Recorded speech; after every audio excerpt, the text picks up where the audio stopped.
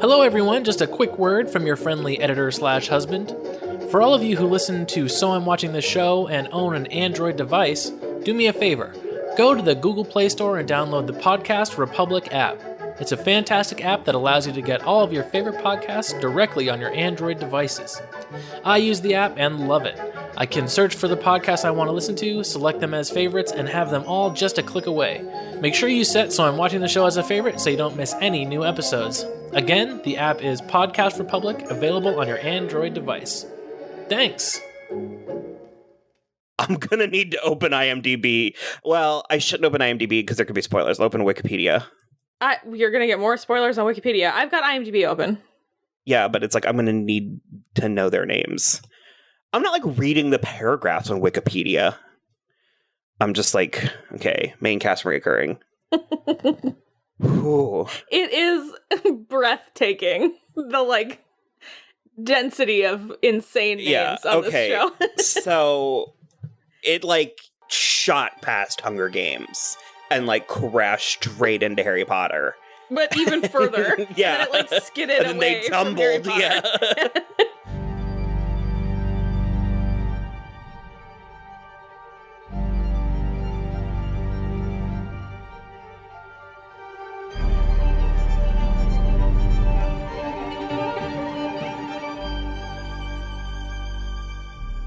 Hello, everybody. I am Will. And I'm Kristen. And this is So I'm Watching This Show. I just had Rycroft Philostrate in my mouth, and I couldn't remember the name of our show. This is So I'm Watching This Show.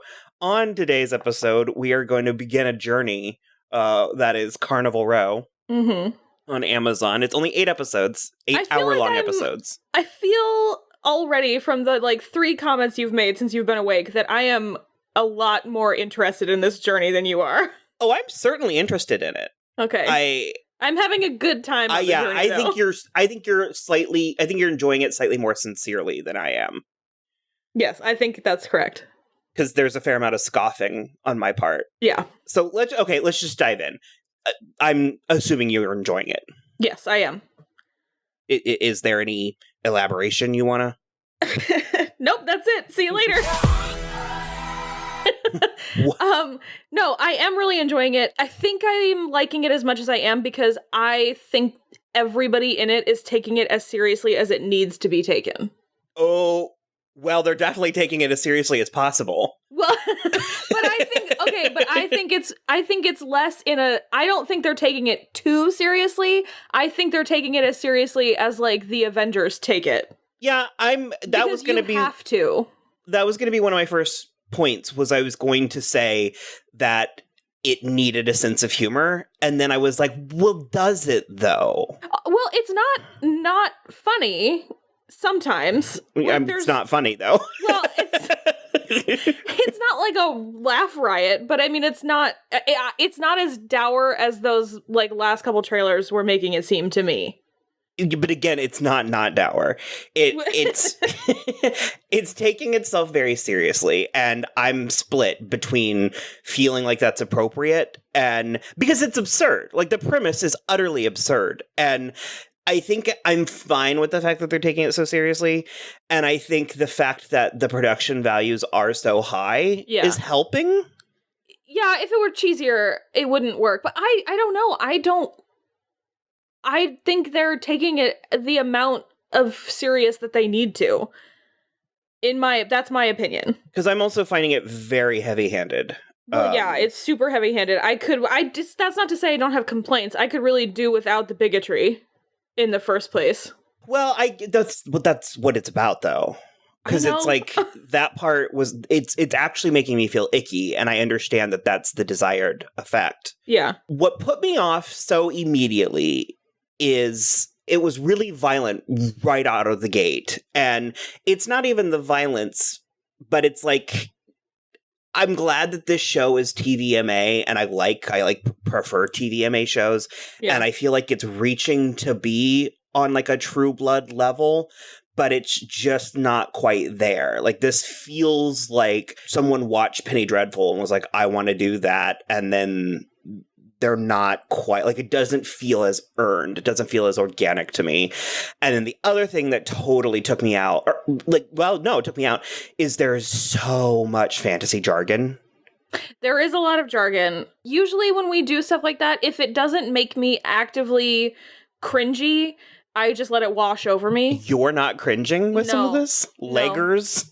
I'll be honest, I missed that one. And critches and picks and, like... Well, those seem to be, like, the actual words that they call them. So, like, that's... I will admit I missed leggers the first time, and that one is fucking weird, but other than that, I mostly just let it wash over me. Because the fairies don't have legs? I was like... But it was just... There was so much of it. Like, it was like an onslaught in the beginning, and... There was, like, fairy bodies, and then it was, like, the ocean, and it was, like, slave trade, or not even slave trade. I mean, yes, slave trade, but also, like, colonization and indentured servitude. And so we get to, it was just a lot. We get to the Berg, and that was so much. And in a weird way, I kind of breathed a sigh of relief once we got to Imogen and her brother, and I don't like either of them, but I thought some actual, like... in like some actual drama, and that's not quite palace intrigue, but it's like some actual like society was helping break some of the oppressiveness of it. And again, I get that that's supposed to be the point, but it wasn't fully resonating with me. And so, long story short, too late. Where I finally started to come around was the fairy brothel. And I know on the surface that's like, well, sure, that completely checks. But it put a little bit of color and whimsy into it that I thought was needed. So you're a fan of Tourmaline LaRue? Maybe, sure. No, I like her. The names, I'm with you on the names. They are insanity. Well, because there's that scene in episode 2 where Imogen is like, Vignette, Vignette, Stonemoss, like a stone covered in moss. And I'm like, yeah, we were there. We got it. Like, I am so interested in where her story is absolutely going. Imogen or Vignette? Imogen. She's gonna be a good guy. Well, she's gonna bang the puck next door. Yeah, she's gonna be a good guy. We all know that. I can't with her right now, though. And she seems like the kind of character that I would, like, immediately... Like, I feel like Will would watch this and peg her is gonna be my favorite. But so far, she's too dull. Like, she's not bitchy enough, or she's not funny. There's not a dynaticist. She's not dynamic. Let's go with that. Although she did flat out say she was plain, and for a second I started to scoff, because I was like, in what reality is that girl plain? But I was like, I get where you're coming from. I understand the point. She's a little plain. Yeah. And certainly with, those bangs and stuff. Bangs are never the answer. Bangs are rarely the answer, I'll say. But insert the happy endings. I might get bangs. No, I would never do that. But yeah, I want to see where they're going. I don't like her brother. I thought that was stupid, trying to rape Vignette Stonemoss. Yes, well, with a name like Ezra Spurnrose, what do you expect? He also, I mentioned it to you earlier, but he played Bonnie Prince Charlie on Outlander, and so he's just like another dandy who can't make good decisions. So we have Rycroft Philostrate, shrugs, like scruffling about, and he's a detective who's like trying to solve a Jack the Ripper-esque mystery that is solved in the first episode. So it's like a red herring, but that it's a jumping off point to a similar. Yeah, something's still happening. So he's a fairy that cut off his wings, correct? Well, no, he only had that one mark on his back. Okay. I think he's a human. Because I was going to ask why his ears were different than hers, because hers are weird. Yeah, no, I think he's a human. Well, he has a secret that she might divulge, and so I was kind of well, okay, I think... Well, I don't know how she would know it, but she thought he was dead, and I have a feeling some kind of fairy magic went into keeping him alive. Or he's like half and half. Maybe he had one wing. That feels like something this show would do. Sure. I'm being so harsh, and I actually want to make sure that I like explain, or that I say that I'm not hating it in spite of how I sound. Like it is it is at least amusing. Like, I think I only ever kind of got bored once or twice when there was a scene where they were, like, in a dark pub or something. Because he went to go visit his friend in jail. Yeah, I've watched that twice now, and I still don't totally understand what's happening with that. So, okay, so there were two lands. There was, like, the fairy land that I don't remember what it was called. And basically the humans came over and started, like, I don't know, doing what white people do. Like taking the resources and stuff. What's the word? Like, well, colonizing. It's like imperialism, basically. Yeah. I don't know why I'm, like, stumbling all over this, but... And so the Burg is a city, so it's kind of like London, I guess. Yeah, but it feels like it's kind of like a sanctuary city, except for that all of the humans hate all of the creatures. Yeah. Which I guess makes sense, but then, like, why are all the creatures trying so hard to get to the Burg? Well, they can't stay on their homeland because they're being slaughtered. Sure, so in that regard, I guess it's a little bit like New York. Okay. Where they're, like, immigrating there because that's where to go, even though it's hell there too. So sure, okay, I get it. And it's kind of outside of time and space. Like, we weren't given a year or, like, a place. It's very alternate universe-y, which, again, I'm fine with. And maybe it's personal preference, but I feel like for as silly as the show is, it should be a little sillier. And I guess you think that might break it. Well, okay, I get that. Maybe a little more lighthearted. Mm-hmm. Yeah, because it is silly. It's like, it's at, like, max capacity for silliness, but it doesn't feel silly. And then there's, like, tits and entrails and stuff. And yeah, there's been a lot of entrails so far. Like, 4 different sets of entrails. Like, a lot of entrails. I will say that with all of the jargon, most of it is at least relatively clever. Like, I can see where these terms came from and stuff, and I like the notion of the old ways where there's, like, the old gods that the fairies, like, or the fae folk, the creatures have, and then there's the martyr that the humans and the Burg talk about, which is, you know, obvious. It's very kind of like, okay, this is a very Jesus thing. Yeah. And you're right, Imogen is absolutely going to become involved with the puck next door. What was his name? Agreus Estrayon? Sure. I like Afisa. I like Afisa. She's fun, and she's gray, which I think that the show could shockingly use a few gray characters. Yeah, I liked her when she confronted Vignette about where she had gone the night before. I liked that scene quite a lot. And they mentioned Titania in the first episode, so there was a part of me that was sort of like, is she like a god type figure for them, or is there an actual fairy queen somewhere, or... Well, I guess we'll find out in a season 2, because it's definitely happening. Yep. I'm definitely not hating it, but there's a fair amount of scoffing or skepticism on my part, and believe me, we've watched things that I hated worse, and I mean, we just talked, like, last week about Animal Kingdom, so... Yeah, true. That's true. I'm on board for some fantasy nonsense. Well, I'm totally willing to see where it goes. I guess we didn't really mention Orlando Bloom or Cara Delevingne. Cara? I think it's Cara. Cara. How do you feel about her? I think the way to make her a good actress is to make sure she's with a partner she has chemistry with. Okay. And I think that has been severely lacking in a lot of her projects, and I'm pleased to say I think she and Orlando Bloom have great chemistry. I was gonna say I think she's fine. She's fine, but, like, she's better when the person opposite her is, like, helping. Orlando Bloom, I think, is very underrated. Yeah, I completely agree with you. I do not think she's bad, but there are times where I was like, well, that was passable, you know? And she certainly looks like a fairy, and I'm into her whole deal enough that it's like, I'm willing to let, you know, like a C+, B- actress through if I enjoy the rest, like all of the rest of the stuff. And again, like, definitely. Her in general, I think she's cool. So I'm like, I'm fine with it, but there was a handful of times each episode where I was kind of like, Well, I mean, she's not great at fake crying, because I think she can't cry on command, so she's just sort of, like, vocally weeping, but not actually, like, nothing's actually happening. There's a lot of looking and stating lines in ways that I think there could be more face journeys. Like, there could be more tics. Right. And Well, we're not and dealing with that's Lily why- Reinhardt.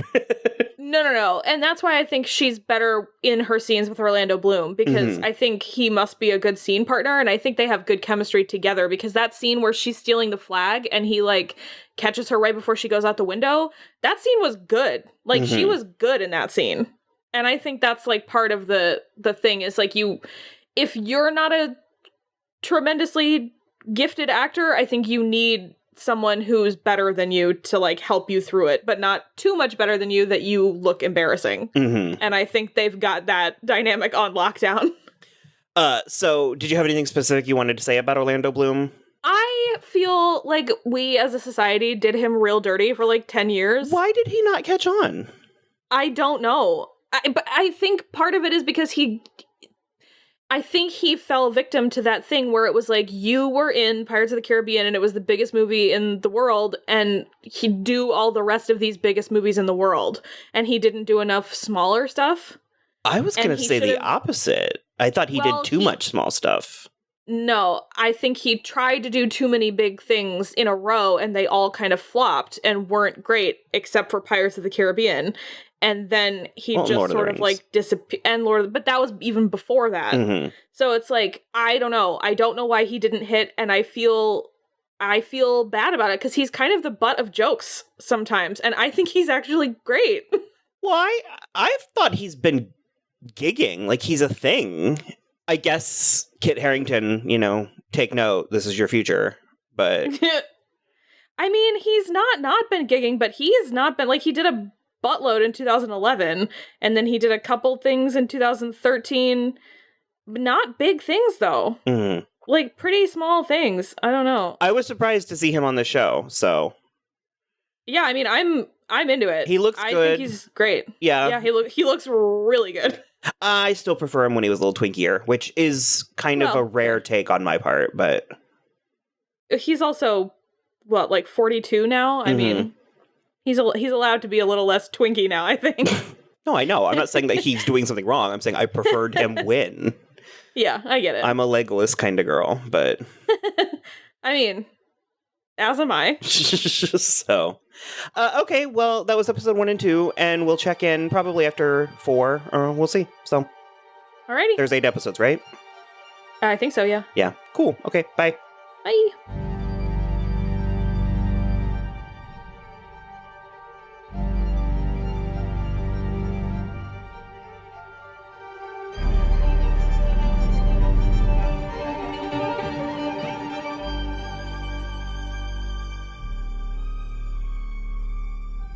I go back and forth on how formally I feel like we're supposed to be covering this, so... Okay. What have you decided for now? Well, we're going to go with the title of the episode. So we finished episode 3, Kingdoms of the Moon. And I just thought a handful of things happened that warranted a little bit of conversation. This was backstory. Do you understand the war? Do you understand what's happening? No. Okay. I was going to continue asking questions. I was going to say, what is the pact? They're other human soldiers, but they're bad, like really bad. And then what are our current human soldiers? They're called something. Burgish. Okay, because they're from the Berg. So they're fighting There's a lot going on. They're fighting the pact. I guess it's like they kind of want to live in relative harmony with the rest of the people, and the pact are just like indiscriminately murdering the Critches. It sounds so awful when you say it. It does, right? Say the whole word. Say the whole word. Well, it's that, and it also reminds me of the Salma Hayek's run on 30 Rock, where Jack is like, I'm sorry, what do you call yourself? A Puerto Rican. No, I know you can say that, but what do I call you? A Puerto Rican. Wow, that does not sound right.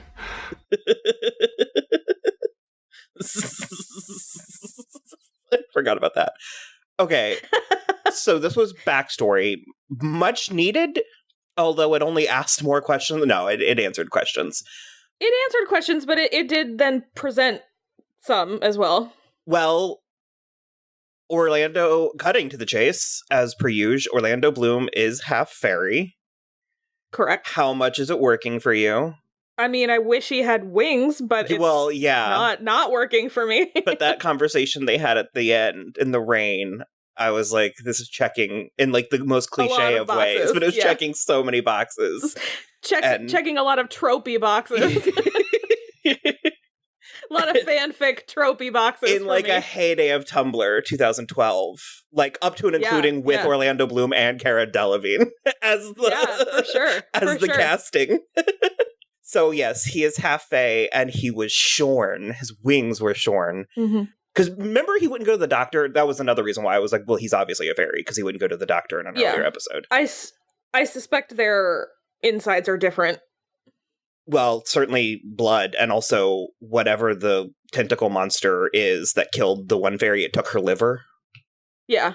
So, Vignette was from a, like, fairy town in, like, well, I can't use any words, like the winter time. Well, I mean, they were high up in the mountains. Okay. Because I was like, that explains why she's dressed like a Sherpa, which I was wondering the whole time, but... Yeah, I would love if if some of these Victorian fantasy shows could actually start taking place, like, in the summer. Well, they all have to film in Canada, so... Yeah, well, exactly. And frankly, Magicians does a great job with, like, gauzy toga type, clothes, but... And I got a lock on one of the words. It's Mima, which is a priestess type. And they are different than the witches that helped Indira Varma's family. I believe so, yes. Okay. And we did get confirmation, I guess. I was about to say we got werewolves, but we have already had them, and I just didn't know that those things in the first episode that were hunting down the fairies were werewolves, because Vignette cut one of their heads off. Yes, okay. Yeah, you're right. And so the pact people, whatever they are infecting their soldiers with werewolf serum so that they can change at will. And it bit Darius, who is the guy that Philo visited in prison. Yes. And he, zombie style, lied about being bitten and thought he could play it off. Yes. And it seems he did a fair enough job. For a while, anyway. Yeah, I was going to complain that Philo and Vignette fell in love too hard, too quickly, but I guess we don't know how long they were out there. I would argue with the werewolf stuff, it would have to be at least 3 full moons. Yeah, at least a couple months, for sure. If not more. And which I think is fine. It especially, like, in war times, 100%. That's something that I'm very hard on, and I guess it's more of a personal thing, because it's like, quite honestly, the last time I was in love, I guess, was like 12 years ago in college, and it went poorly, and I apparently sealed that part of myself off. Because now I'm like, that bad every time. Well, now I'm just sort of like, I don't know, they haven't known each other for 9 full years. That's not long enough to know if you love someone. Oh God. So I guess these things can happen quicker than I feel like they should, but they are in like life-changing. You're right. Also, wartime. That war does. Times. That's like that's all I need. If you're like, it was war times and we could both die at any moment. I'm like, so you fell in love and started having illegal sex. I get it. The fairy sex was insane, and like in good ways. Like I was really into it. Like her wings sparkle, but only when she's not faking it. True, because he called her out. He did call her out, and we're getting a fair amount of nudity. No real good stuff, at least not yet. And I'm like, come on, Orlando Bloom, we've already seen it. You might as well give it to us with better lighting. That's true. We've seen his butt a couple times, and Cara Delevingne's breasts are like old friends now, but... I forgot how much I liked his nipples. No dicks to speak of at this point. Yeah, no. We'll get Amazon. We'll get a weird critch one in like episode 5. You're right. Yeah. So also, what is her name? Tourmaline, like the stone. Oh, okay. Oh, right. Okay, that stone that everyone knows. It's like a precious stone. Okay, well, I can't wait for her brother Jasper to show up. That's at least also a name. Tourmaline. Is this like LaRue. Hermione again, where I didn't think it was a real name and it is? Tourmaline is not a name, it's a stone. Oh. It's not a human name, okay. it's the name of a stone. Okay. Her last So- name is LaRue. Tourmaline LaRue and Vignette Stonemoss Yes. used to be a thing, I guess. Evidently, yes, it seems like they used to be lovers. That was news to me. But it felt right. Yeah, no, it feels right. It feels fine. You blew my mind because I could pass 4 lie detector tests in a row saying that this was a book. Like, it is known this was a book. And apparently all of this that is unfolding on our screen is just made up. Like, this is the extent of it. Yeah, so listen to this. Because I went into the development part of the Wikipedia. It says, on January 9th, 2015, it was announced that Amazon had signed a development deal for the series, which at the time had Guillermo del Toro on board as co-writer, executive producer, and director. This show would have been, like, leaps and bounds better than it is if it had been him. But it would have been weirder. It would have been weirder, and, like, the makeup wouldn't have been as sexy, I think. Yeah. But so regardless, the series is based on a feature film spec script entitled A Killing on Carnival Row. The company ordered 3 scripts. No, I can't. If this was a movie, if this was a 2-hour movie. No, definitely not. Definitely not. So basically that's like how it started, is that Amazon has had its hooks in this intellectual properties for 4 or 5 years already. You know what? I'm for it. You know, more. Let's do more of this. Let's take more risks like this. I'm enjoying it. I totally agree. I'm giving it a hard time, but I'm razzing it. I'm not actually. Fun. Yeah. Yeah. For the most part, it drags a little bit here and there, but I mean, we mentioned that he's a fairy, but he did tell Vignette that, and she's apparently the only one who knows. And then the person at the boys' home, the like headmaster at the boys' home, but well, sure. And again, the parallel is not lost on me. We just watched I Am the Night this spring. So the whole idea of, like, being a half-breed... What, you're black-ish? Ish? Well, what's the word for it, Lana? You freaked out when I said quadroon. Imagine that! You imagine! Who doesn't really fit in either, so you just sort of split the difference and try and go one way. Like, I know that's a thing that is very, very rooted in history. Mm-hmm. But, I mean, there is something... I guess because it's so normalized, like we're raised and educated knowing that was a thing that happened. So it is odd to me seeing it through the metaphoric lens of fairy tale, like fantasy characters. And they haven't touched on it yet, but could you imagine knowing that you had the ability to be magic and or fly and that you can't? That it was taken from you? Yeah. Yeah, I'd be way more pissed than he is. Yeah. I'm really surprised that they haven't gone there at least yet. They might. They definitely might. So, though, I mean, he has no memory of... Because they said it happened when he was a baby.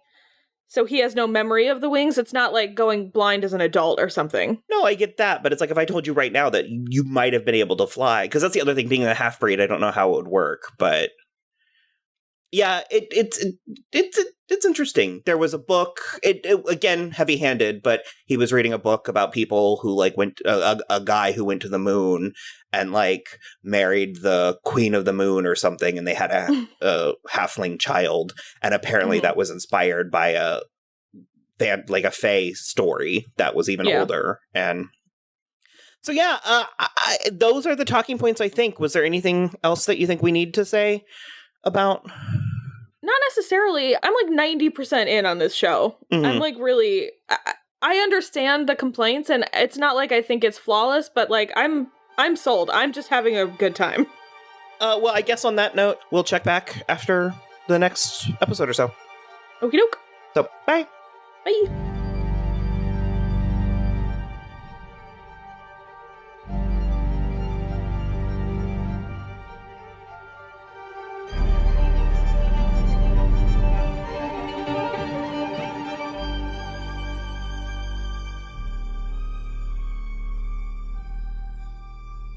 the episode synopses on Wikipedia are like dense. Yeah, they're long.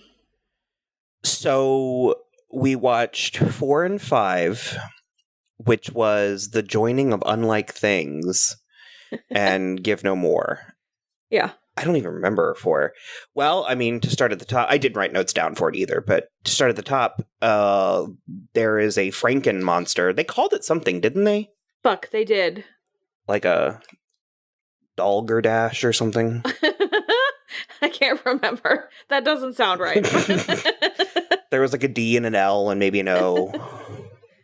Couple too many G's. Yeah. No, I don't think there are any G's in spite of the fact that there were plenty in mine, but it's like a Franken creature. It had tentacles and stuff. And so kind of immediately I was like, oh, it's made up of, well, both of us were right there. We're like, it's made up of like multiple creatures. Yeah. And I thought maybe it was trying to like build a companion, but it appears that it is acting on behalf of a master. And we know that because Philo went to one of the witches. That's what I'm calling her. And she's like a priestess. well, she's not one of the Minas or whatever. Mimas. She's a witch. Isn't she not? She's the witch that was helping Prudence. She is, yes. What was her name? Patience? Piety. There you go. Piety and Patience. And she explained that unlike creatures can be joined together and it makes them stronger or like magicer or something along those lines. Well, when she made him the Dark Asher, it can't die until he dies. It's like a golem, and yeah, because he controls it, so they needed his seed, and so she went through a very elaborate procedure, and I was like, Yeah. lady, there are easier ways to get a man's seed. And she got a lot of it. Like A lot of seed that looked suspiciously like Elmer's glue. yeah, it was whiter and milkier than it should be, but I said maybe that's Fae seed, because did we say that on here, that he is a fairy? We got that confirmation? He's half a fairy, yeah. Well, half fairy.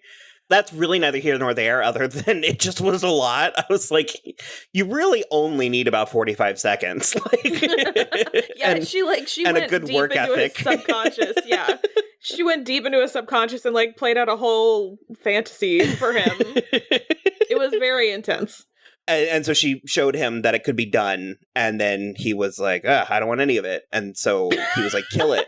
And she cut it in like 3 pieces and was like, it can't die. And I was like, oh, God. She did tell him that beforehand. No, she didn't. She 100% did.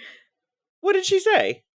When he asked her to do it the first time, she said something about it. Okay. Not being being tied to his life force forever. Okay, well, I missed that, so. Yeah, she definitely did. And then he was like surprised. And I was like, listen, Rycroft. Philostrate. The other plot that was going on around this time was, oh God, I wrote his name down. Jonah. Yeah. Jonah Breakspear. We didn't mention that he was kidnapped. He liked to fancy... Well, he was like sort of kidnapped. Well, yeah, he liked to like visit the fairy brothel. And he was with Tourmaline? Tourmaline. Okay, I wrote a D in it the first time. Tourmaline. There, that's better. Oh, that is a name. Okay, because it took the red underliney thing away from it. Oh, we went through this. Okay, Yeah, sorry. It's a stone. Yeah, we went through this. I forgot. I have hurricane brain. I'll allow it. It's fine. So he would visit her, and then people kidnapped him in the middle of the night and like took him to some place. And it turns out that it was his mom who did it for reasons we're not entirely sure of yet. Correct. She is just trying to control him, I guess. Well, Indira Varma, as she usually is some kind of Lady Macbeth poisoner. Yeah. And so she's got something going on. I can't tell what it is yet. She has to be anti-Critches because she killed the whatever politician and his daughter, Sophie, maybe? Yeah. Sophie Longerbane took I can't with the names. It's too much to know. Like, it's too... I'm honestly enjoying myself, and everything looks different enough that for the most part I can follow it while it's on TV, but I'm having the hardest time talking about this show. This is probably one we should have just waited and talked about at the end. But I wouldn't have a better grasp on it at the end. Exactly. So... I'm going to sound really angry through this whole episode. Sophie Longerbane entered the game. She took her father's seat in Parliament, and she, like, psyched everybody out that she was going to go all, like... against him. Yeah, like, she was going to be all, like, peaceful and kumbaya, and then she was like, heck no! And... yeah, she basically was like, light them all on fire! Mm-hmm. So, Piety, it kind of looks like she's out to get her husband, I guess. That could be. I mean, Jared Harris is pretty stupid in this show, so he really was. When he lashed out in that one scene where he was like, I just got to keep my cool for 10 minutes. And it got to 30 seconds and he's like, liar, where's my son? And I was like, okay, dude, like, you didn't even, you could have, like, Philo hasn't even lost his seed yet. Like, and so, yeah, so Jonah suspects that his mother kidnapped him because she's the only person in town with high heels. He, like, recognized the sound of her shoes. They didn't even put, like, a bell, stone. like a jingle, like a chain. She could have had, like, an ankle chain or like something. An anklet or something, yeah, no, I know. It was flimsy. But he also doesn't seem to... it doesn't seem that he is politically differing from her. I think he's a liability. Well, he certainly could be a liability, but I'm just curious. I'm so curious what a lot of people's end games are in this show right now. Apparently, I read the, like, last episode is, like, breakneck with its twists and turns. Oh, I don't know if that's good or bad. Because I'm like, well, then what have we been seeing so far? And right? It's like, I want more of this, not less. But I'm just not convinced this is it. Like, this is a step on the way. But it's fun. I'm having fun. I think I'm having the hardest time with the fact that, like, I'm having to work through this. Like, I think if we could have just watched this all day today, we'd be like, sweet. But it's like, I keep kind of getting pulled out of it because I'm like, I'm gonna need to know that name. So I keep, like, having to open my computer and write it down. And so it's like, I'm constantly being kind of ripped out of the narrative. Sure. We got a prophecy. And then, we even got some homophobia. And yeah, there's like, okay, here's the thing, is because this is a very interestingly blindly casted show. Mm-hmm. And so is this the point you wanted to make? No, this is only one of the points I wanted to make. There's no racism how we know it. Mm-hmm. But then there's such deep-seated racism between the species where, like, that scene where his name Agreus comes Absalom Agreus. Absalom is Jared Harris. Who's Jared Harris? The dad. Oh, well then who's Agreus's name? Like, what's his first name? Agreus Astraeon is his name. Oh, I thought he was Mr. Agreus. Well, that's what they're calling him, but no. Oh. Well, I was going to say he's, like, the most interesting he's character for me. Super interesting, but even he was kind of racist because he was like, we don't want your stank asses in our country either. And I just, like... I think he was more making a point in that. Well, still, it was hilarious, though. He's the most interesting. It's played by... Shit, I didn't write his name down. David Gyasi. Yeah, I really like him. He was on that Troy show. He played Achilles. Yeah. And the show, not unlike this, is actually just medium, but there's enough interesting parts that, like, we're 9 months later and I still kind of want to make you watch it. Yeah. Because they do like, Achilles and Patroclus or Patrocles or whatever it is. Cool. And, like the right way? And also Briseis. Like, they do both. Oh, okay. But yeah, I really like him, and I love how he's fully aware of everything that's going on, and he just pretends that he doesn't notice. Like, he just ignores all of their blatant, and I don't know what to call it. We're kind of calling it racism, but I was like, I don't know if it's like xenophobia. Well, xenophobia is probably good too. Yeah, either one of those. Of all the words they've given us, they haven't given us a word for what is happening between them. Just their own. They didn't make up a word for that means prejudice in this weird let's go with prejudices, like half an English pigeon tongue. Yeah, but prejudice is like, that word is like less than, you know what I mean? Like Yeah. racism is such a harder word, and it's like, I don't know. I just love how he just ignores it, and he just like, he pretends he doesn't understand. Mm-hmm. And that's so funny. It is and a like, power move. oh, totally. And the gravitas that David is bringing to the character is really very interesting. And I still don't care all that much about Imogen, and I couldn't give two fucks about her brother, although he did finally prove less than worthless in that party scene. Yeah. I mean, he's, like, still being a dick about it, but at least he wasn't totally useless like he usually is. Which brings me to my second point, which is that I understand that it's unusual that Agreus is wealthy and that he's bought this house in the, I guess, human part of town.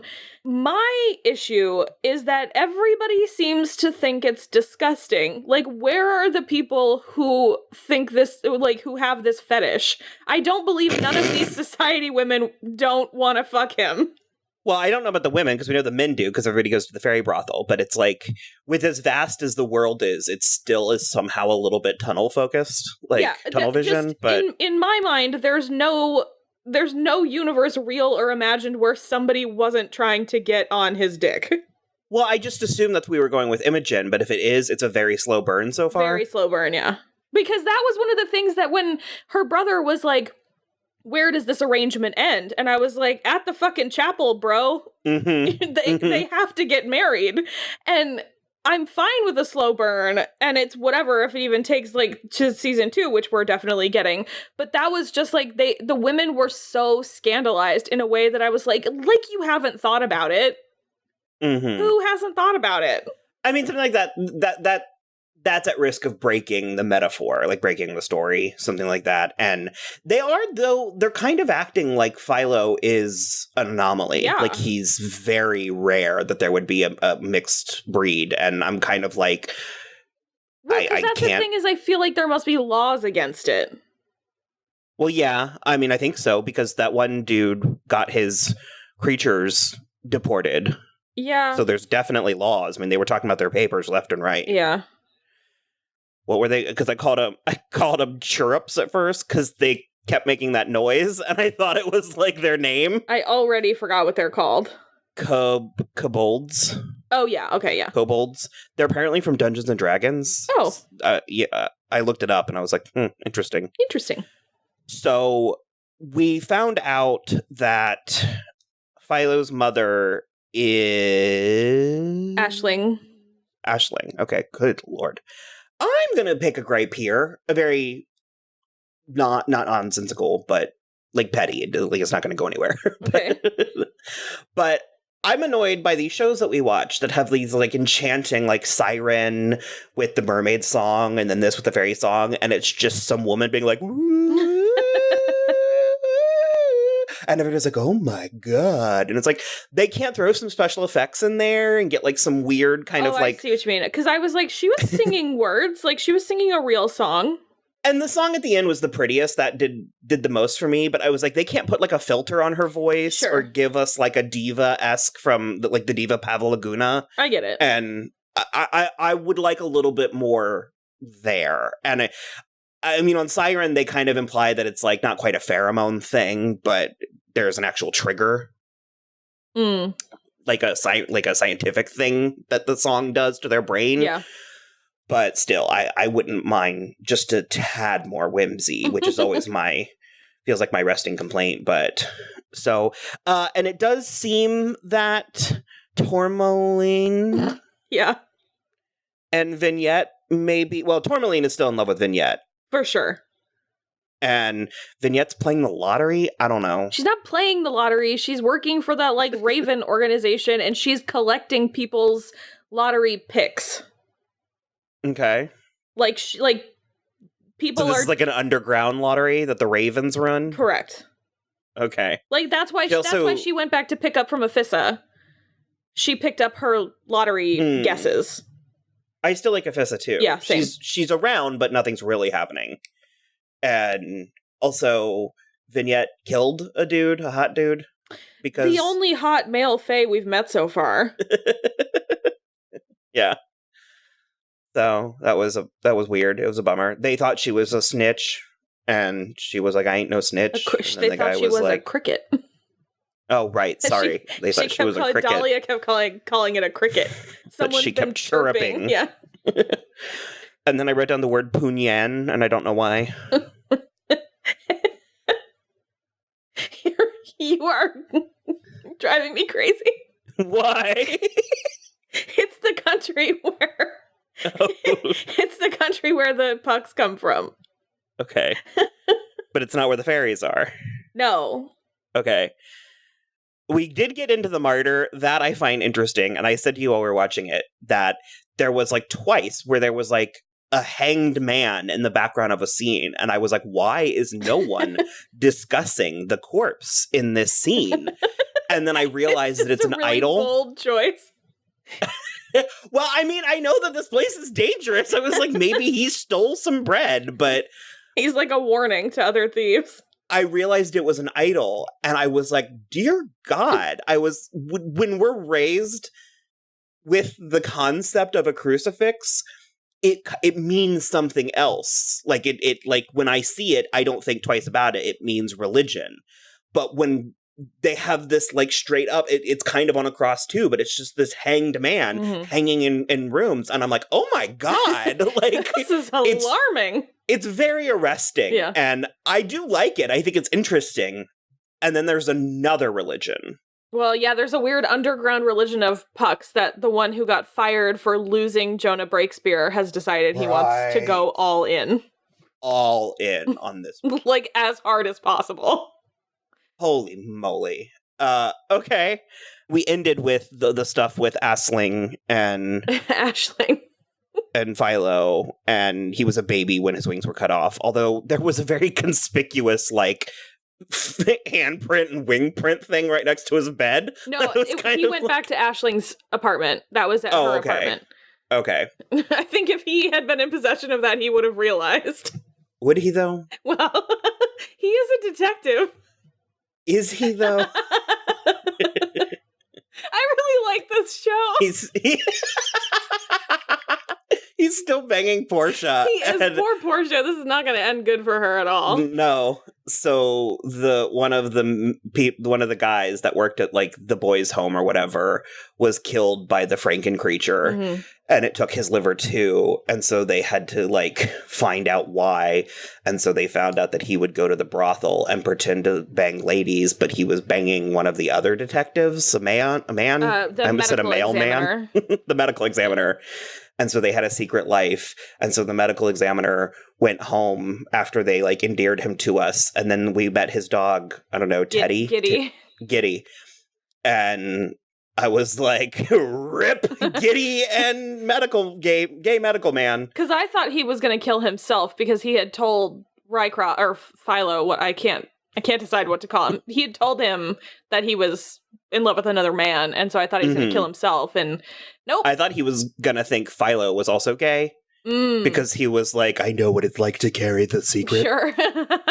Well, yeah, but no, but he knew. He was the one who cut off his wings. Oh, right. Okay. How could I have gotten confused? I mean, I understand. And so the creature came in and presumably killed Teddy for... Giddy for no reason. We didn't see it, but we heard it a lot. Giddy whimpering was the caption. Yeah. And then it killed him. Yeah. So. It's a bummer. How am I doing? So good. This is going to be our cleanest episode ever. I'm actually, like I said, I am actually enjoying the show. The end. So, check back later. Okay.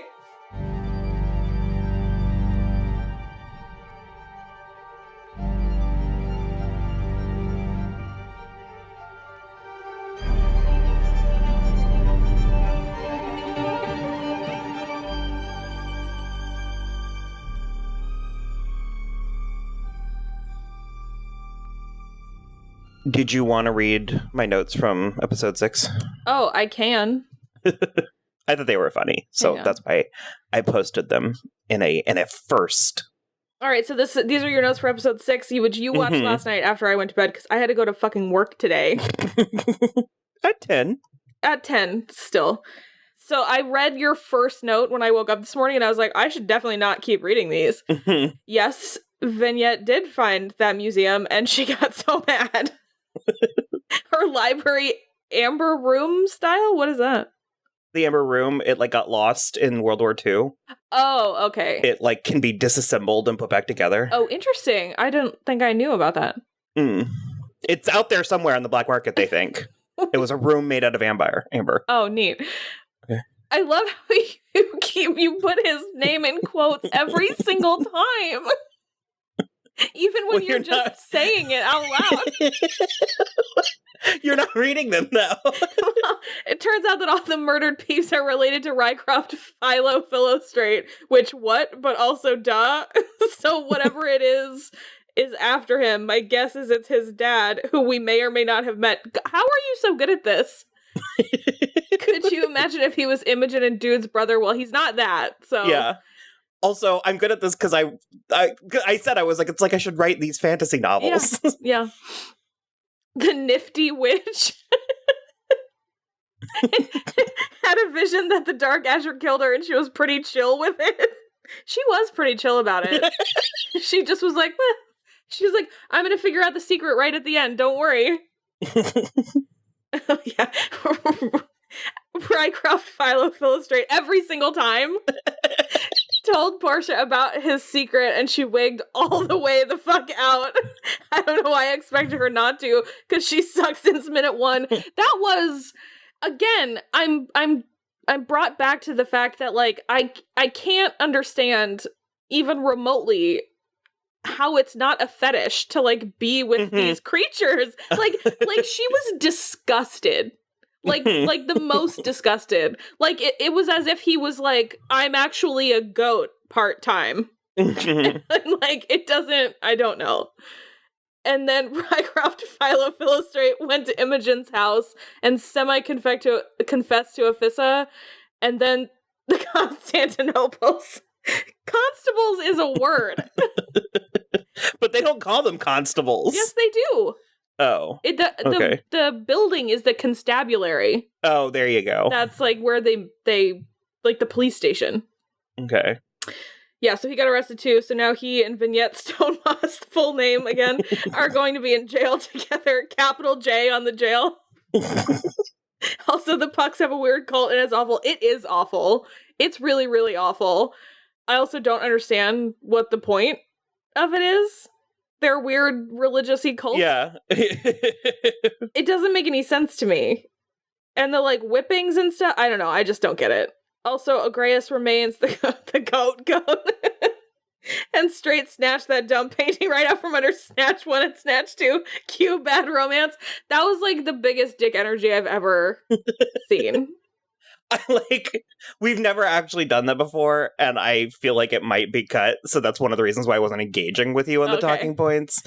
I guess I probably should, but that was honestly how I was writing my notes, and then I was like, this is kind of funny, I ought to share this, but...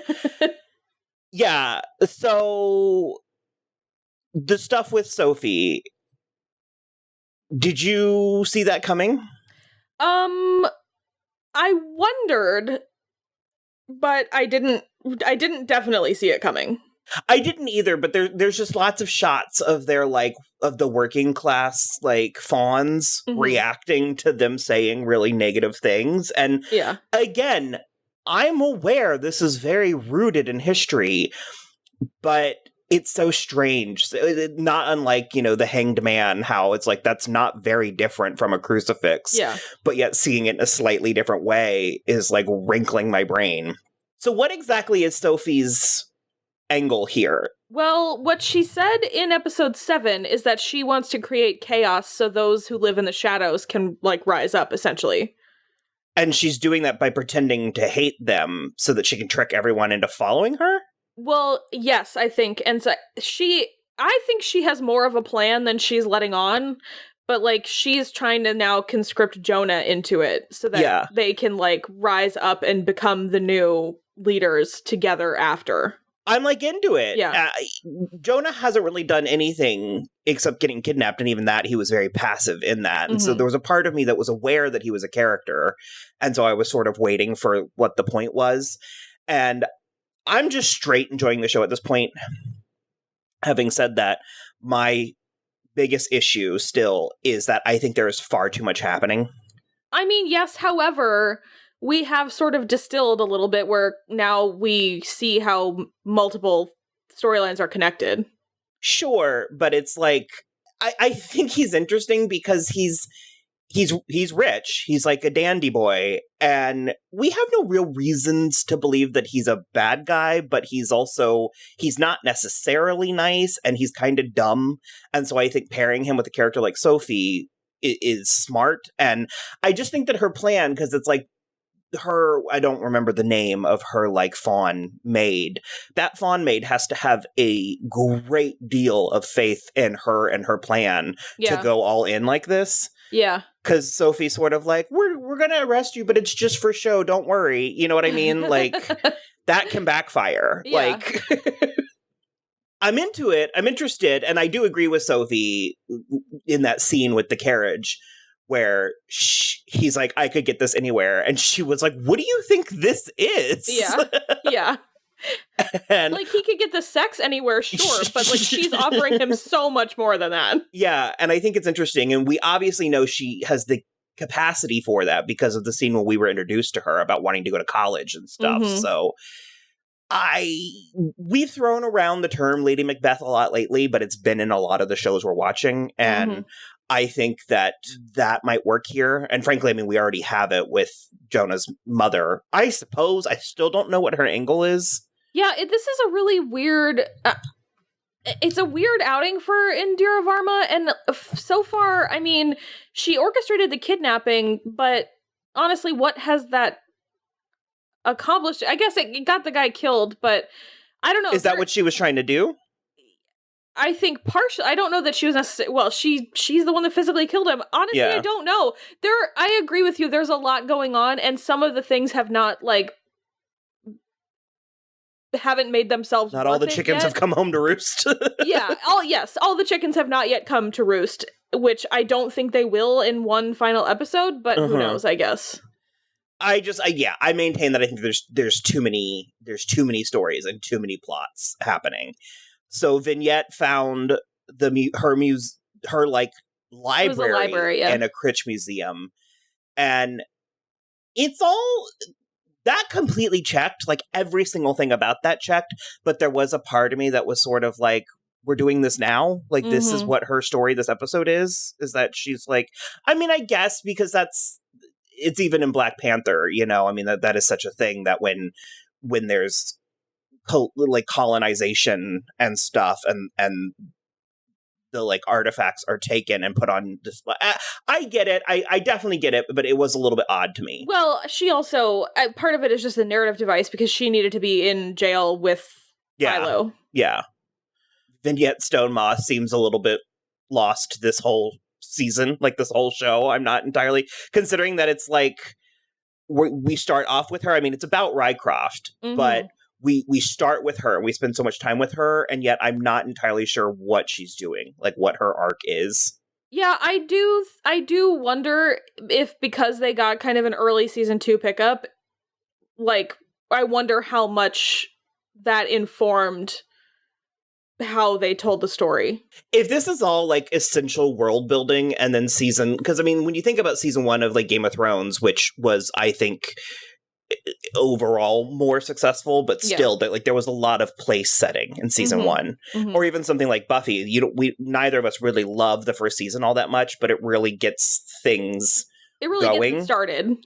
And so it's like, if this whole season is more groundwork and establishing and explaining, and then season 2 we actually let these pieces interact with each other, I'll feel much better. That still feels like a lot for a very, very, very high concept show to be like, okay, power through the first 8 hours because then it gets good. I mean, I think it's not It's not bad. Yeah, I don't think it's bad right now, so I don't think even if that is what turns out to be the case next season, I don't think I'd ever recommend this show to somebody by saying, just get through the first season, because I think there's valuable story things that are happening. I can think of like 10 people that I'd have to say that to. Well, I mean, having to say it to them and choosing to say it to them, I guess, are two different things, in my opinion. Because I also think the trailers did this show no favors. So no, the trailers looked so much more. I mean, it's like you said, it's not dour, but the trailers made it look so gloomy and like bordering on boring and like totally uninteresting. Yeah, and I have no concept of what the show is getting. Buzz-wise, I don't know if there's like a lot of people watching it, and I don't know if this is kind of thing that is going to be a big hit. If it feels very, as we've said several times, it feels very Penny Dreadful, and which that was never a huge hit either. Yeah, and I wonder if Amazon would be willing to let this show take the time that it needs. You know what I mean? Sure, but also, in order for that to work, people would have to come to the show. And I mean, we're not done yet.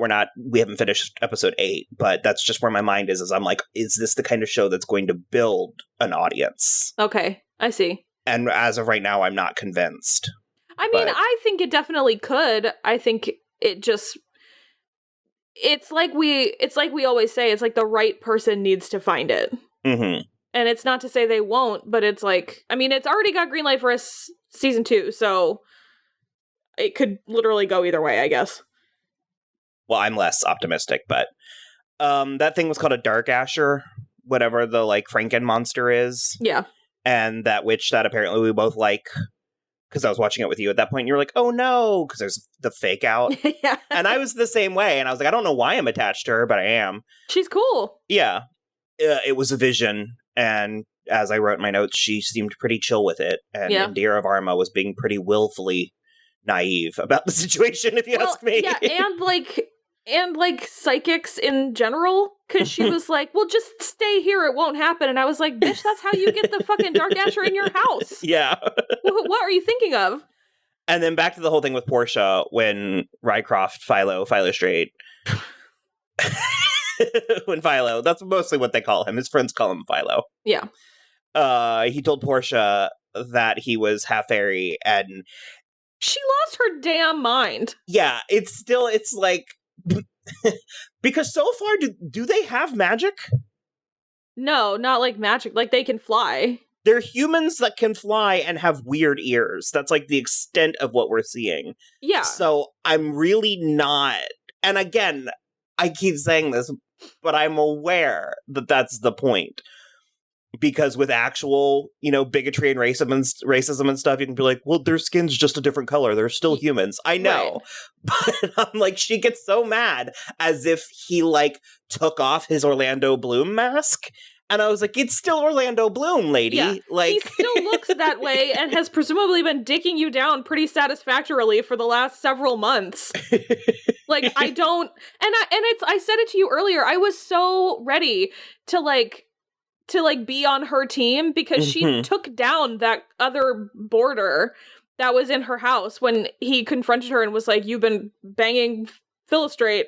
And she was like, yeah, I'm a widow and it's literally none of your concern. Get out now. And I was like, sweet, that's awesome. And then she had a fucking conniption about him being half a fairy where you literally can't, how could you ever tell? Even the fawns, like, they keep calling, I read something that referred to them as fawns. Okay. Because as with, this show, everything has at least 3 names.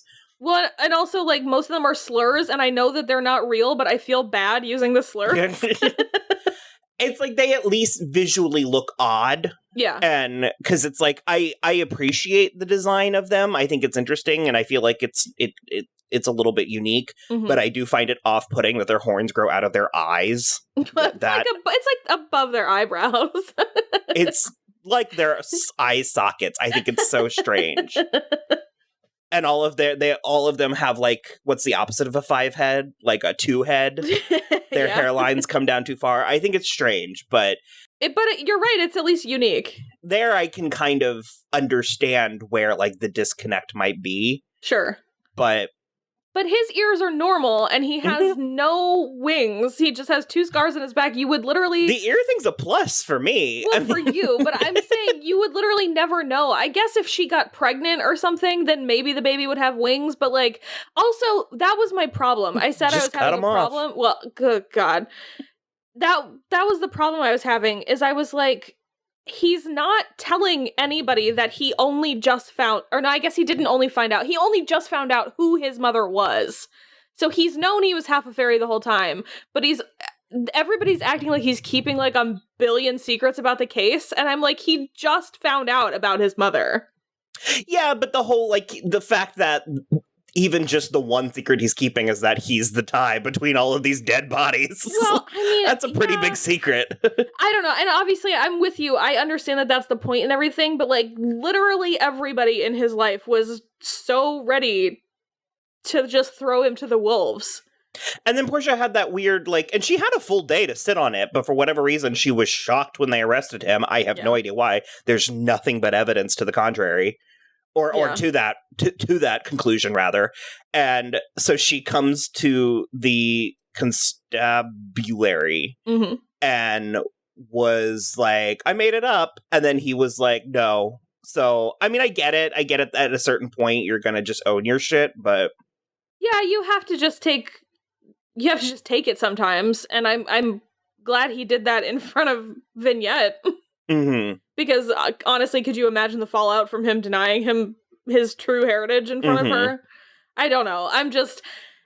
I'm really, really, really enjoying the show, too. But that was, like, that was one of the big things for me, is I was like, you're not saying anything that to help yourself, either, in any instance. And I don't know. I mean, I obviously just hate all of the constables. Except for the one who's going to end up being his friend, but... we touched on it a tad earlier, but this, like, Puck cult, it's going to have to factor into the final episode, correct? I would imagine. I mean, I don't want Agreus getting pulled into it, or Afisa for that matter, but... I don't think that. It seems to all be young white Pucks, so I don't know. Yeah, but back to that thing, I don't think color, like skin... well, no, but it is, because Sophie traded in it. So there is a lot of things happening in this show. Again, enjoy it, really enjoy it, but I do think in more than one area, it's bitten off more than it can chew. A little, yes.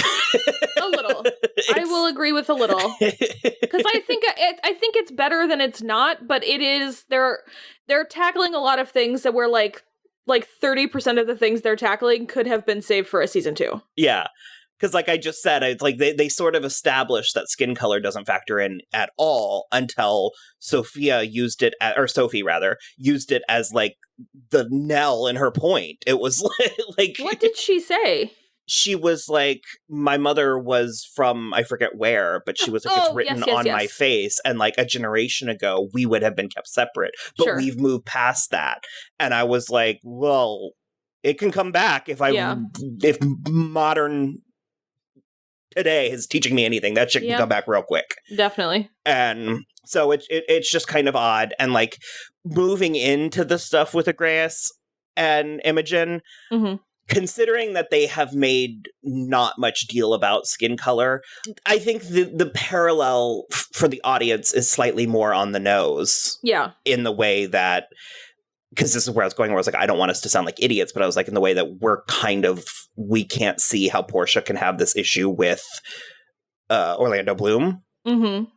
But yet it's a little easier for us to understand that there would be a problem between Imogen, like a social problem between Imogen and Mr. Agreus, because we're more used to that.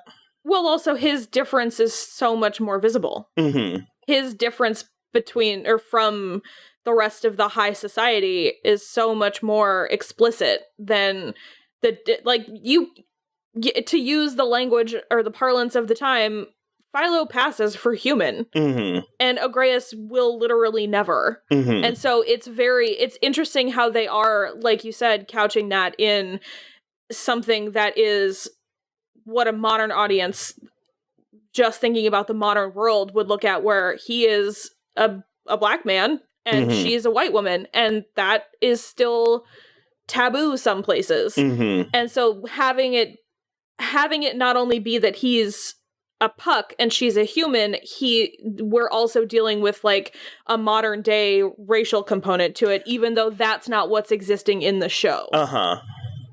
And he is by far my favorite character on the show, and has been he's amazing. Has been for a while.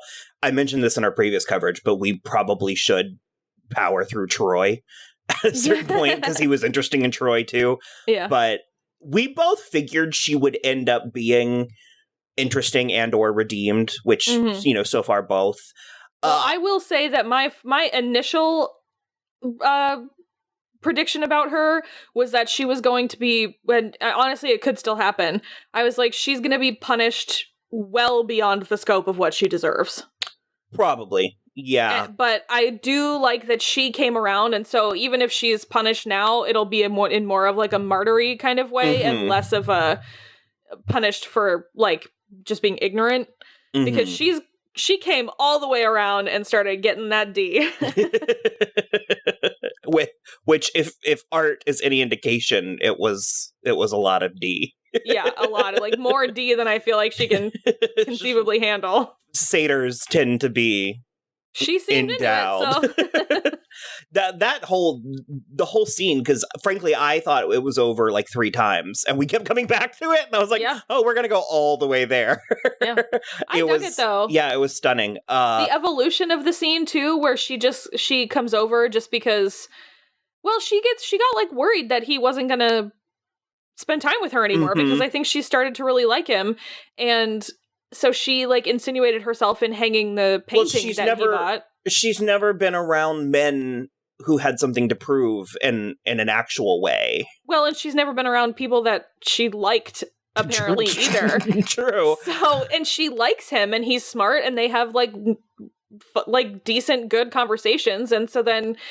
No, he's very savvy in that way. It reminds me a little bit of... Savvy is such a good word. Our, like, conversations about Teme and Glow, where she's playing, the welfare queen, and we've talked a little bit about how it's like, that is very problematic, but when she's in a white man's world, she has to sort of lean into certain things in order to play the game.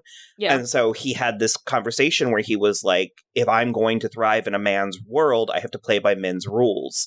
And so he has adapted a level of... Well, he's adapted like an entire persona. Mm-hmm. And he speaks the way that they do. Like even of... it's not even prejudice. It's not even like he's pretending to be prejudiced against Critches, but it's like he speaks like a man. He speaks the way that it's not unlike when I was talking about when I was younger and I would, befriend people or even straight dudes and stuff. And I would lean into some of the homophobic language in order to prove that I was like worthy of, I was cool. Like I was a cool girl. You know what I mean? Mm-hmm. Yeah. And so he does that with them. And that the whole scene with the auction was spectacular. So good. And what did he say about the dude wanting the painting?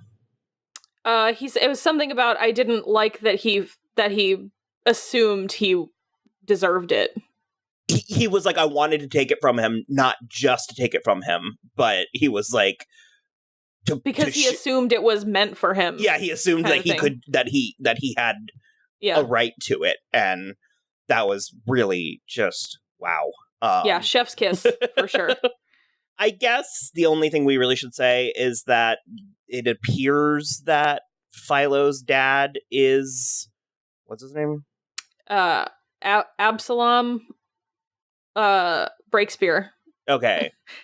Who is the like Jonah's father. Yeah, but he's the prime minister or whatever. Prime minister. Yeah. I didn't have a word. I was like, he's at the top of Parliament. Yeah.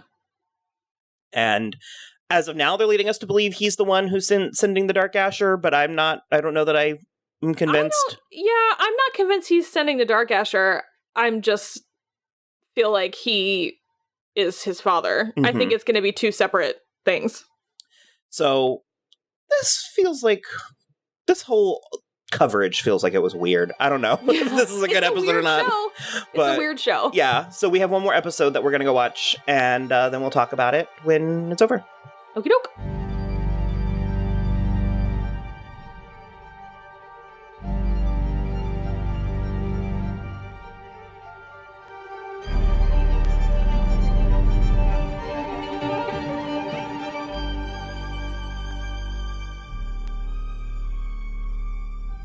I'm going to put you further on the spot.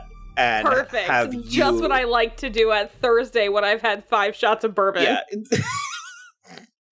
I was going to have you explain the last episode to me. Oh, God.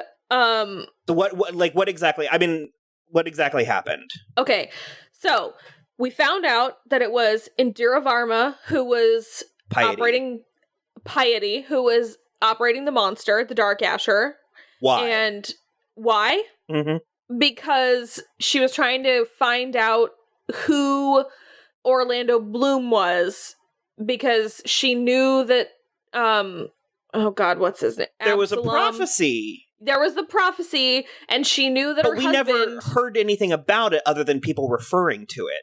Correct. Well, except for that it was meant to be, Absalom Breakspear's son was destined for even greater things than he was.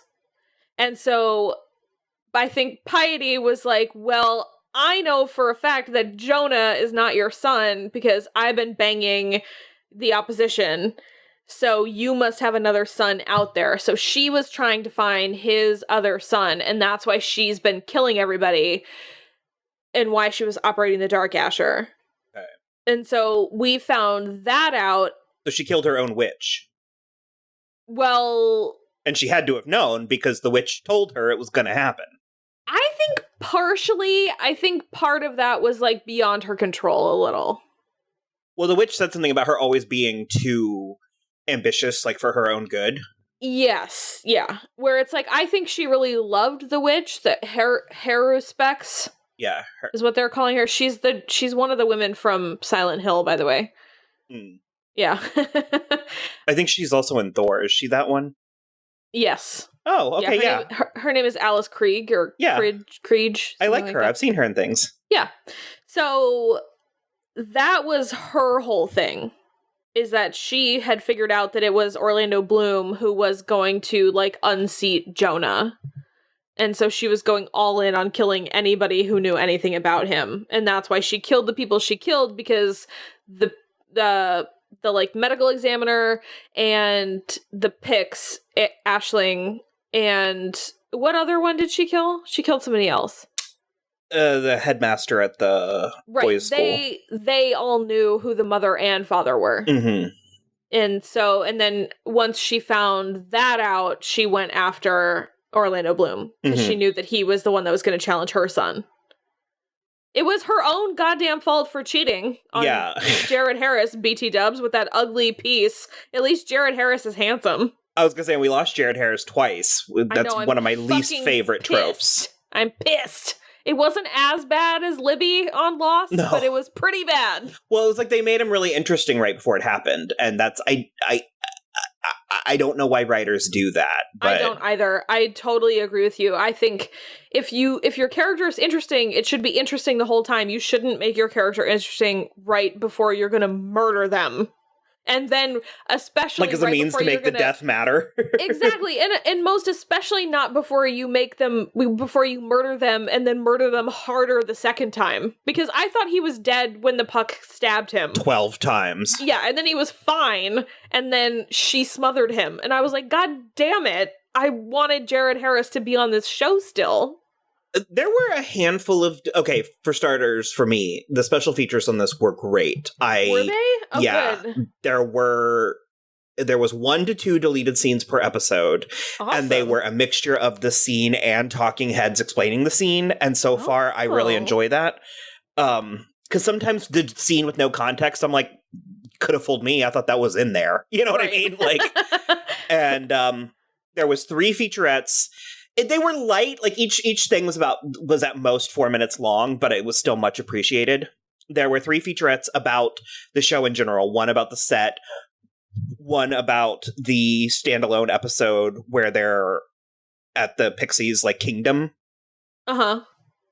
And then there was one, I don't remember the third one, and there was a shit ton of photos from inside the Creature Lab that was really cool. That is cool. And there was an interview with the creator and it's stuff. And it's like, once I heard him explain it to me, I liked it more. Interesting. And that's frustrating.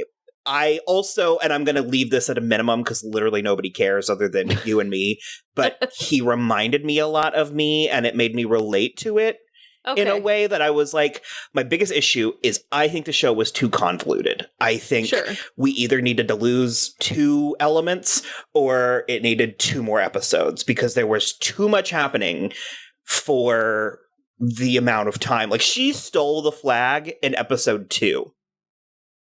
That is true.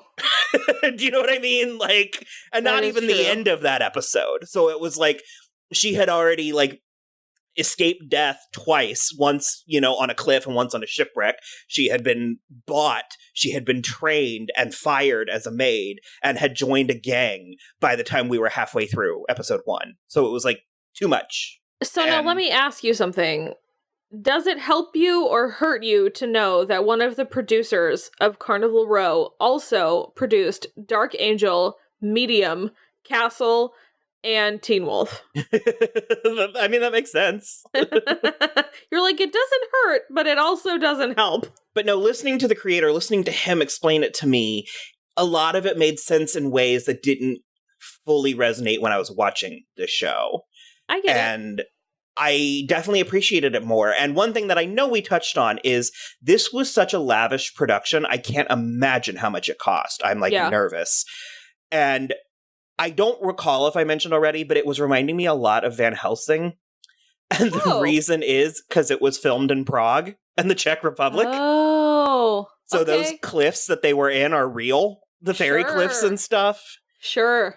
And they show the set, like they show a zoom out. It starts real close and then it zooms all the way out like on a drone. And the set is massive. It was this massive outdoor, like, it was like blocks. It was like 3 or 4 city blocks. How big the set was. The actual Carnival Row set? Yeah, I guess it probably was a little bit smaller, probably 2 or so, but it was huge. And so much of it, like, the brothel was where it was located in the set, and it wasn't on a soundstage like hours away. And that's so really honestly fascinating. That kind of shit's amazing. There was a lot of stuff that I appreciated once it was explained to me. And even like the Pixie Kingdom, when they were there, it like dawned on me that the library was odd. But in the behind the scenes stuff, they were talking about how the fairies lived more vertically because they can fly. Well, yeah, that was one of my favorite things about the library, because it was such a weird throwaway moment. But Rycroft was like, so are there other rooms where the books are? And Vignette was like, ha ha ha, hilarious, and just started flying straight up with her torch, and all the books were up instead of like out. And they didn't have stairs or ladders or stuff. They lived like, it was like the kingdom was tiered. Yeah. And it's stuff that like once it was all pointed out to me, I appreciated it more. And so I am excited for a season 2. We ended with all of the characters in different places than when they started. Yes. Very much. I was a little bit worried that we were going to lose Agreus and Imogen. One or the other. I was definitely, I had multiple theories when we were going into that scene, because I saw her brother see them fucking in the servants' quarters, and I was like, oh god. She was so fun. I mean, I'm sorry that I'm cutting off completely, but she was so funny when she came in the kitchen, and he was like, what are you doing here? And the way she just sort of like splayed out on the table. The servants' quarters.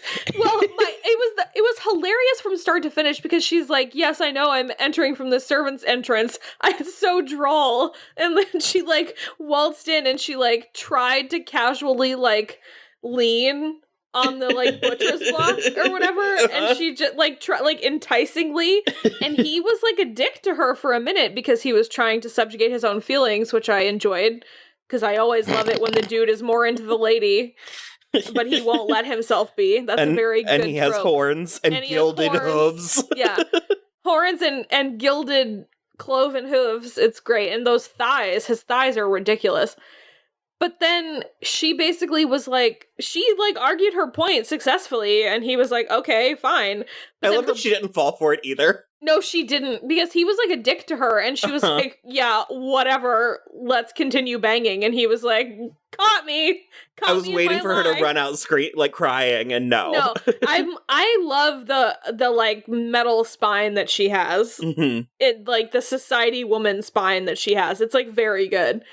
And so then when the brother saw them going at it in the kitchen, and he, like, went back to the house, and I was like, oh, God. And you were like, what? And I was like, he's going to get a gun, obviously. And I was really worried that he was going to try to shoot her, and that he... No, I changed my mind halfway through my point, because I thought he was going to shoot him, and I was like, that's too easy. He's going to try to shoot her for making a fool of him, and Agreus was going to jump in front of her. And they were going to somehow both die. But it turns out neither. And Agreus headbutted him with his horns and left him literally broken on the floor. And they ran off onto the ship that Agreus built for the brother and left the city. I literally couldn't have written this if I tried. It was amazing. I love when they just flat ignored the calls to come back to port. Incredible. Well, it was his ship. He was like, nope, just ignore them. Don't worry about it, Captain. Yeah, I was about to talk about the cult, but we don't really need to. It's boring. The cult is the most boring part to me. There were a handful of deleted scenes that earn it a bit more. It makes more sense. Okay, the cult is the part that... okay, I could be interested in the cult if it had started sooner, but it was after episode 4 when it started, and I was like, you are past the halfway mark. You don't get to have a full plot. You don't deserve it. You haven't earned it. He had 3 scenes on the cutting room floor. I mean, I feel like that's not enough. It is. Trust me, there were 8 episodes. Okay, I mean, fine. That's fine. It's like 1 scene per episode. Yeah. Was it just the Quill character, or was it the cult altogether? The Quill character. I just feel like that's not enough to earn a whole cult. It was about how he, like, worked in the mines and stuff, and then when they got paid, he didn't get paid as much as the humans because there's a critch tax and stuff, and it made his anger at the humans more. Okay, well, but I already understood the Critch's anger at the humans. Yeah, because they told us, though. For me, getting to witness it made it resonate more for me. I mean, I was witnessing it already, though. Yeah, but through the eyes of the... Okay, fine. All I'm saying is that I got there in, like, episode 2 when Vignette told Tourmaline, she was like, you're a poet laureate, you shouldn't be a whore. Yeah, I got it too, but I'm saying that when I watched the deleted scenes of him, it made his arc make more sense to me. Oh, okay, his arc. It made fine. It not feel out of left field the way it did. Okay, I guess, in my opinion, with a show like this, on Amazon like this, where all of it came out at once like this, why do you have deleted scenes? Why wasn't that in the show? I guess because they deemed it didn't need to be, but I don't know. I would argue it definitely did. Because also another one of the... that whole plotline is ridiculous. Another one of the plots that was cut is the man with the puppet creatures. What was his name? Oh, God. Hold on. I know it. Runyon Millworthy. Yeah. He was having a, affair with Moria, the madam. Oh, okay. And their stuff got cut, too. And he said something about how they might pick it back up in season 2. Okay, that would be fine, because he obviously was very close with Aisling, who wasn't a whore, but she was still... I mean, she was still, with the Fae. Mm-hmm. So, it would make sense to me that he was having an affair with Moira. What was the whole thing with Sophie? She did this all? Well, she did a lot of it, yes. She sent the letter... Who did she send the letter to? She sent the letter to either... Absalom or Piety, claiming... I feel like Piety found it is the problem. Is she sent it to Absalom, but it wound up in Piety's hands. Mm-hmm. And so it was the letter basically about how Jonah wasn't his real son and he had another son out there. So she sent that letter, and Jonah discovered it in the finale. And so that's what made Piety go crazy. Yeah, because Jonah, or Absalom, I think, didn't know. I think Piety intercepted the letter because she's the one that called the Dark Asher. Mm-hmm. So, yeah. So it was all Sophie's fault, and she has zero compunction about fucking her brother going forward. That was kind of a nice... Zero. No, it was amazing. It was a very Queen Cersei level gambit that she played. And she honestly came out on top. She was like, we're descended from pharaohs. Like, this is the first time that's ever happened. She's like, it's fine. Don't even worry about it. It's fine. Nobody knows except for us. And now nobody does know except for them because all of their parents are dead. All 3 of their parents are dead. It's insane. I mean, it's so good, but we needed 2 more episodes. That I'm standing by my point. It was too muddled. It was too... I agree with you. 10 episodes, I think, would have been better. 10 episodes, I think, would have led... Or less plot. Well, pick a story and make it about that. I think the amount of plot was good. For a season 1, I think there was the right amount of plot, but I agree with you, it should have been a little extended. 10 episodes, and I think everything could have breathed a little bit more. In a way that would have made a lot of it sing more than it kind of just, like, hung there. And so it ended with Sophie and Jonah basically in charge. Yeah, taking over. He's chancellor and she's the head of the opposition. Yeah. And they are good, bad guys? Well, from our point of view, viewing Philo and Vignette as the heroes of the piece, they are bad. Because they are the ones who have instituted this, like, Fae ghetto. But I thought Sophie was only pretending to be. I think she is doing what she needs to do to get the most power for herself, and damned whoever is standing in her way. So it's what I said in our previous coverage, where she was like, go ahead and get arrested. I'm trying to make a point. I'll let you out. Like, sure, but then she won't if it suits her. Okay. Yeah. Because I wanted to believe her. I have this problem. I mean, I don't think she's 100% non-trustworthy, but I don't think she's 100% trustworthy.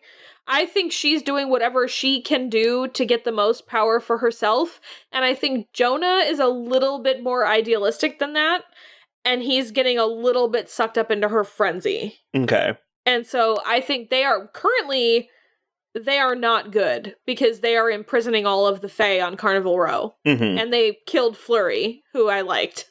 Yeah, so when they shot her dead in the air. When I went to pull up Carnival Row in our first episode, I went to pull up IMDb, and I said, no, that'll have spoilers, because I'll see the number of episodes people are in, so I'm going to pull up Wikipedia. And you were like, don't pull up Wikipedia. And I was like, I'm not going to read the synopses. I'm just going to look at the cast list. And so when you pull up Carnival Row, and you glance at the reoccurring cast list, it says, Anna Rust as Flurry, a Pix courtesan at Moria's brothel. She is killed by the Berg soldiers for violating a ban on flying. Yep. It happens. You're welcome. Less than 4 minutes from the end of the final episode. And I was like, okay. Yep. So don't read Wikipedia either. And I would say that maybe she survived that, because we didn't actually see her die, but that felt pretty... No, I think she's definitely dead. Pretty final. The way that they were using it as an emotional punch for Tourmaline and Vignette, I think she's dead. So, what do we think? Do we think there's any reality where the show is a hit?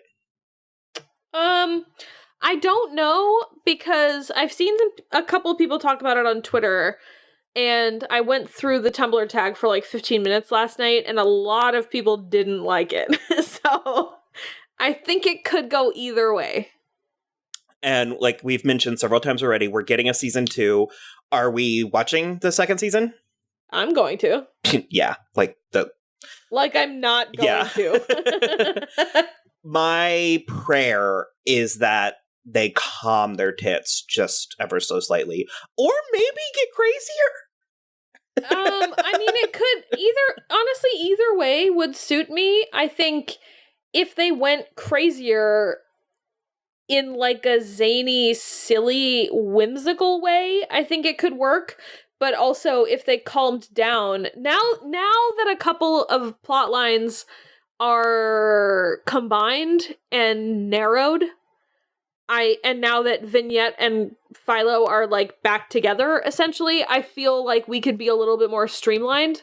Mm-hmm. But I could also see this show going off the fucking deep end, and I don't know which one I would like better. They could both prove welcome. Viable. Yeah.